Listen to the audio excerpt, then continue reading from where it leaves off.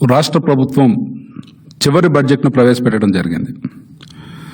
అత్యంత దయనీయమైనటువంటి పరిస్థితి ఏంటి అని అంటే, బడ్జెట్ ప్రవేశపెట్టిన రోజు కనీసం కోరం కూడా లేక కొంచెం లేటుగా ఈరోజు సభ స్టార్ట్ చేసినటువంటి దౌర్భాగ్య పరిస్థితి.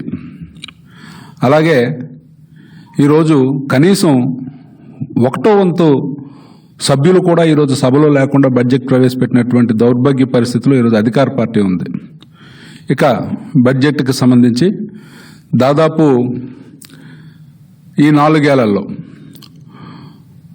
దాదాపు 12.5 లక్షల కోట్ల బడ్జెట్ ప్రవేశపెట్టడం జరిగింది.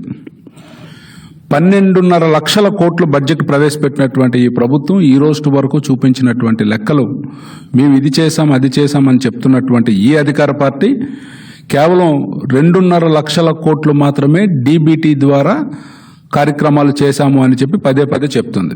మరి మిగిలినటువంటి డబ్బులు ఎక్కడికి వెళ్ళాయో ఈరోజు కాగు కూడా తెలియనటువంటి పరిస్థితుల్లో మన రాష్ట్ర ప్రభుత్వం ఉందని చెప్పుకోవడానికి మనందరం కూడా సిగ్గుపడాలి. అన్ని వ్యవస్థల్ని నిర్వీర్యం చేశారు. ఈరోజు మీరు అవలంబిస్తున్నటువంటి ప్రొసీజర్స్ వల్ల అనేక రకాలుగా ప్రతి ఒక్క వ్యవస్థ కూడా నిర్వీర్యమైందని మరి చెప్పక తప్పనటువంటి పరిస్థితి ఈరోజు ఉంది. ఉదాహరణకి ఒక రైతుని మనం తీసుకున్నట్లయితే ఈ 5 ఏళ్లలో మీరు రైతులకి ఇచ్చినదెంత, మీ వల్ల రైతులు నష్టపోయినదెంత ఒకసారి మీరు చెప్పాల్సినటువంటి పరిస్థితి ఉంది.